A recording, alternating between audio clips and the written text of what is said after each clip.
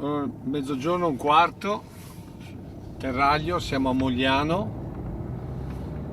domenica, e questa è la domenica di chiusura da coronavirus. Inizia così il viaggio nella silenziosa Marca.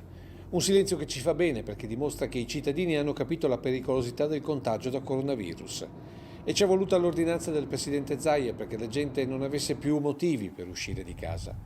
Sicuramente la chiusura dei supermercati ha avuto un ruolo principale e queste immagini dall'area commerciale di Preganziol ne sono la testimonianza più evidente.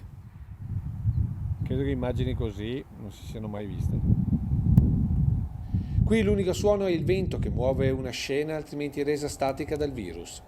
E sembrano distantissime le domeniche di parcheggi affollati, carrelli in movimento, con quel chiacchiericcio di sottofondo ieri a volte quasi fastidioso, per il quale oggi abbiamo già nostalgia.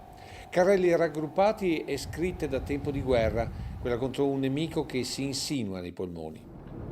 Abbiamo lasciato Preganziolo in Lando, adesso siamo in zona, tanto per intenderci, Le Grazie, questa è Villa Franchetti.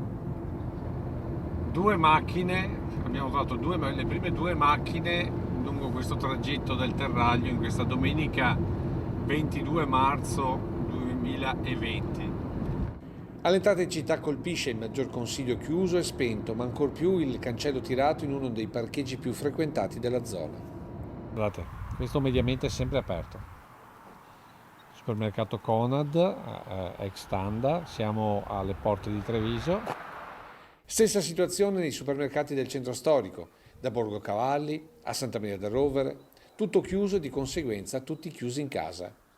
Sparita la coda in Piazza Borsa, con la serrata anche di quello che per molti è il punto di riferimento per l'acquisto dell'ultimo minuto. Ennesimo segnale di questa guerra al contagio che ancora qualcuno non capisce, se come si vede anche oggi devono intervenire le forze dell'ordine. In centro come lungo la Restera, oggi senza podisti, ma con i residenti, gli unici in questo nostro viaggio, nel rispetto delle regole, ad aver approfittato comunque della prima domenica di primavera. Passato con nessuno oggi.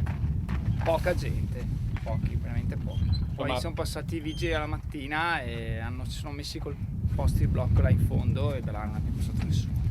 insomma, hanno capito, abbiamo capito. Credo proprio di sì. Ce la faremo? Andrà tutto bene? Sì, sì, c'è andato tutto bene.